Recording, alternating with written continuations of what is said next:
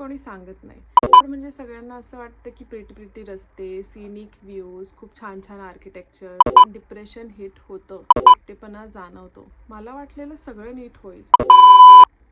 नमस्कार, मी आकांक्षा आणि तुमचं माझ्या यूट्यूब चॅनलवरती स्वागत आहे. थंबनेल बघून तुम्हाला कळालंच असेल की आजचा व्हिडिओचा टॉपिक काय आहे ते. आधी बरेचसे लोक इथं नवीन असतील आणि खूप लोकांना मी माहिती नाही आहे, कारण की मी रिसेंटलीच कॉन्टेंट क्रिएशन चालू केलेलं आहे.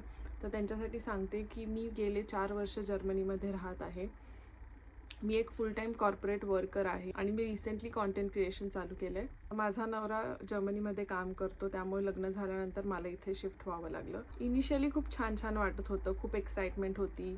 मी फर्स्ट टाईमच फ्लाईटमध्ये बसणार होते आणि ते पण इंटरनॅशनल फ्लाईट. माझी फर्स्ट इंटरनॅशनल ट्रिप. आता ऑल टुगेदर एक नवीन कंट्री एक्सप्लोर करायची, नवीन लोक भेटणार, नवीन कल्चर शिकायला मिळणार, नवीन आर्किटेक्चर बघायला मिळणार, ह्यासाठी मी खूप एक्सायटेड होते.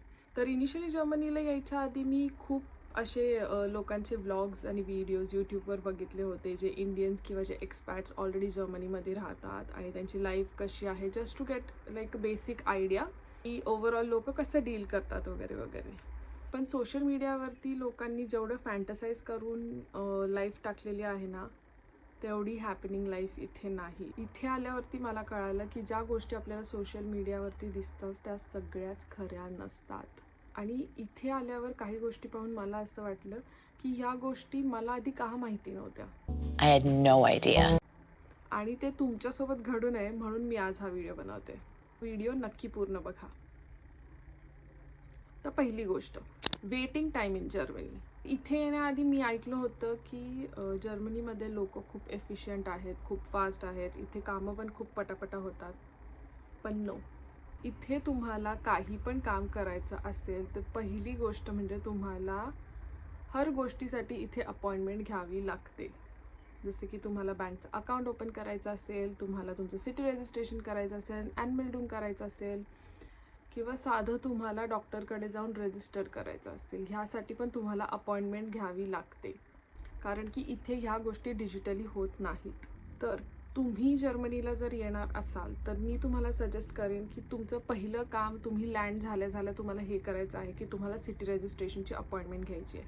कारण बऱ्याच ठिकाणी सिटी रजिस्ट्रेशनच्या अपॉइंटमेंट्सला लिटरली काही वीक्स किंवा काही मंथ्स पण लागतात. आणि तुम्ही जर मोठ्या सिटीमध्ये जसं की म्युनिक, बर्लिन अशा सिटीजमध्ये राहत असाल तर लिटरली तिथे अपॉइंटमेंट्स घ्यायला वर्स्ट केसेसमध्ये 7 to 8 मंथ्स पण लागू शकतात. आणि जोपर्यंत तुमचं सिटी रजिस्ट्रेशन होत नाही तोपर्यंत ना तुम्ही डॉक्टरकडे रजिस्टर करू शकता, ना तुमचं बँक अकाउंट ओपन होतं, ना तुम्ही हेल्थ इन्शुरन्ससाठी अप्लाय करू शकता. सो सिटी रजिस्ट्रेशन खूप खूप इम्पॉर्टंट आहे. सिटी रजिस्ट्रेशन नंतरची इम्पॉर्टंट गोष्ट म्हणजे तुम्हाला तुमच्या हाऊस आर्टकडे जाऊन रजिस्टर करायचं आहे, म्हणजे तुमच्या फॅमिली डॉक्टरकडे. त्या अपॉइंटमेंट्स मिळायला पण 1-2 वीक्स किंवा जास्तीत जास्त 1.5-2 महिने लागू शकतात. दरम्यान जर तुम्हाला थंडी, ताप, खोकला असं काही झालं, सिच्युएशन खूप अवघड होईल, कारण इथे दुसरं कोण तुम्हाला ट्रीट करू शकणार नाही. मग तर विसरूनच जावा. कारण स्पेशलाइज्ड डॉक्टरची अपॉइंटमेंट मिळण्यासाठी 1 ते 6 महिन्याचं यामध्ये कितीही वेटिंग पिरियड असू शकतो. म्हणजे बऱ्याचदा असं होतं की तुमचं डोकं दुखतंय आणि म्हणून तुम्हाला डॉक्टरची अपॉइंटमेंट हवी आहे, पण ती 1-2 हफ्त्यानंतर मिळते. तोपर्यंत तुमचं डोकं दुखायचंही थांबलेलं असतं आणि मग तुम्हाला अपॉइंटमेंट मिळते. So it is very important की तुम्ही तुमच्या हाऊस आर्टचं रजिस्ट्रेशन करा. कारण जर हाऊस आर्टचं तुमच्याकडे रेकमेंडेशन असेल तर स्पेशलाइज्ड डॉक्टरकडे अपॉइंटमेंट मिळायला थोडीशी मदत होते. ह्या तर झाल्या पर्सनल गोष्टी. आता जर तुम्हाला काही फर्निचरचं पीस किंवा हाऊसहोल्ड आयटम असं काय ऑर्डर करायचं असेल तर लिटरली ती डिलिव्हर व्हायला 1-2 महिने लागतात. तर बर्लिनमध्ये राहत असताना मी एक टेबल ऑर्डर केला होता आणि तो डिलिव्हर व्हायला लिटरली त्यांनी 3 आठवडे घेतले होते. त्यामुळे तुमचा जर प्लॅन असेल जर्मनीला येऊन राहायचा तर सगळ्यात इम्पॉर्टंट गोष्ट तुमच्यात असणं म्हणजे पेशन्स. कारण इथे वेटिंग टाईम हिलेरियस आहे. दुसरी गोष्ट जी डील करायला खूप त्रास होतो किंवा रॅदर मला खूप त्रास झाला ते म्हणजे इथलं वेदर आणि स्पेशली विंटर्स. तर मला आधी वाटलेलं काय नॉर्मल विंटर्स तर असतील, लाईक नॉर्मल थंडीसारखी थंडी असेल, टेम्परेचर मायनसमध्ये जातं म्हणून काय, घरात तर हीटर्स असतात वगैरे वगैरे. लेट मी टेल यू, इथली थंडी खूप विचित्र आहे. म्हणजे नॉट इन टर्म्स लाईक की तुम्हाला खूप थंडी वाजतीये, पण जे एन्व्हायरमेंटमध्ये वेदर होतं ना तेच इतकं डिप्रेसिव्ह होऊन जातं. लिटरली 4 वाजता अंधार काय पडतो, झाडांवरती लिटरली एकही पान फूल उरत नाही, सगळी पानं गळून पडतात, वेदर पूर्ण ग्लूमी असतं, तुम्हाला सनलाईट मिळत नाही बिलकुल. आणि जर एन्व्हायरमेंट फ्रेश नसेल ना तर तुमचा मूड खूप अफेक्ट होतो. आणि फक्त winter is not a problem. समरमध्ये टेम्परेचर कधी कधी एवढं हाय जातं जसं की 37 डिग्री सेल्सिअस, 38 डिग्री सेल्सिअस. आणि इथे घरात फॅन, ए सी हे काहीच नसतं. तर तुम्हाला पोर्टेबल फॅन किंवा पोर्टेबल ए सी हे घरात इन्स्टॉल करून घ्यावं लागतं, जे की अनदर लेवलचं स्ट्रगल आहे. सो हां, सेकंड गोष्ट जी माझ्यासाठी खूप अशी स्ट्रगल मला करावं लागलं किंवा जी खूप चॅलेंजिंग होती इनिशियली ते म्हणजे वेदर. तर मी कसं ओव्हरकम केलं तर मध्ये स्पेशली जेव्हा खूप असं लो फील होत होतं तर I started journaling, I started doing painting. Difficult आहे यार, कारण विंटर पिरियड इथे ऑलमोस्ट असतो 6-7 महिन्याचा आणि 4 ते 5 महिन्याचा पिरियड असतो समर. तर एवढे 6-7 महिने पूर्ण असं ग्लूमी डिप्रेसिव्ह वेदरमध्ये राहणं खरंच खूप चॅलेंजिंग आहे. म्हणजे विंटर्समध्ये तर अशी सिच्युएशन होते की बाहेर जायचा पण कंटाळा येतो, कारण तुम्हाला बाहेर जरी जायचं असेल ना तरी तुम्हाला 3-4 लेअर कपड्यांचे घालावे लागतात, 2-2 लेअर सॉक्स घालावे लागतात, विंटर शूज घालावे लागतात. आणि ते घालणंच एवढं कंटाळवाणं आहे की असं वाटतं की बाहेरच नको जायला, त्यापेक्षा घरीच बसू. तुम्ही जर जर्मनीला येणार असाल तर आय वुड हायली सजेस्ट की तुम्ही तुमचा माइंडसेट त्या हिशोबाने प्रिपेअर करायला पाहिजे की तुम्हाला या सगळ्या सिच्युएशन्सशी इथे डील करता आलं पाहिजे. तिसरी गोष्ट, तर इथे फक्त वेदरच कोल्ड नाही आहे, तर people here are also cold.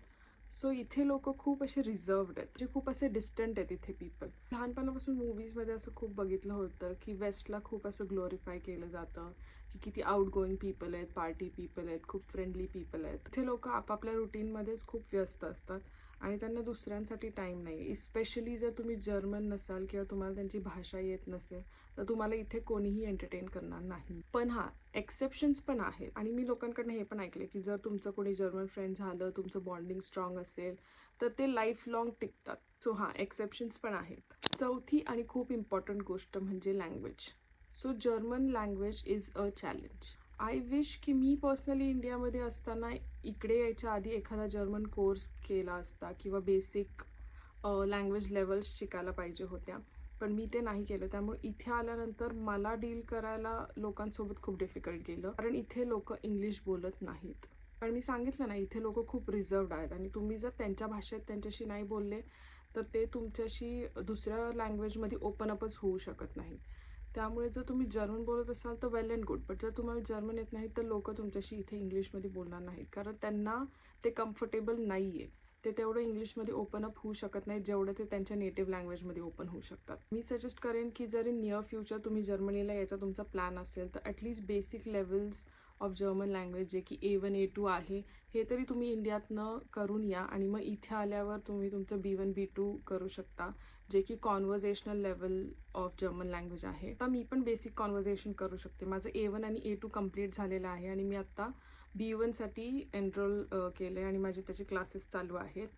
तर आता मी जर कुठं बाहेर गेले रेस्टॉरंटमध्ये किंवा एखाद्या शॉपमध्ये तर ऑर्डर कशी द्यायची, बेसिक कम्युनिकेशन्स कसे करायचे किंवा ग्रोसरी स्टोअरमध्ये जर काही हेल्प लागली तर एवढं बेसिक कॉन्व्हर्सेशनल जर्मन मी बोलू शकते. पण इनिशियली जेव्हा ह्या सगळ्या गोष्टी मला येत नव्हत्या तर it was a struggle to communicate with people आणि मी अजून पण त्या लँग्वेज लर्निंगच्या प्रोसेसमध्ये आहे. तर ह्या होत्या काही गोष्टी ज्या की इनिशियल डेजसाठी माझ्यासाठी स्ट्रगलिंग किंवा चॅलेंजिंग होत्या आणि ज्या चुका मी केल्या त्या चुका तुम्ही करू नये म्हणून मी हा व्हिडिओ बनवलेला आहे. सो जर तुम्ही इन द नियर फ्युचर जर्मनीला येणार असाल किंवा तुम्हाला कोणी माहिती आहे तुमच्या फ्रेंड्स, फॅमिली किंवा रिलेटिव्समध्ये जे जर्मनीला येणार असेल तर त्यांच्यासोबत हा व्हिडिओ नक्की शेअर करा, so that it can be helpful for them. परत भेटूया पुढच्या व्हिडिओमध्ये. बाय.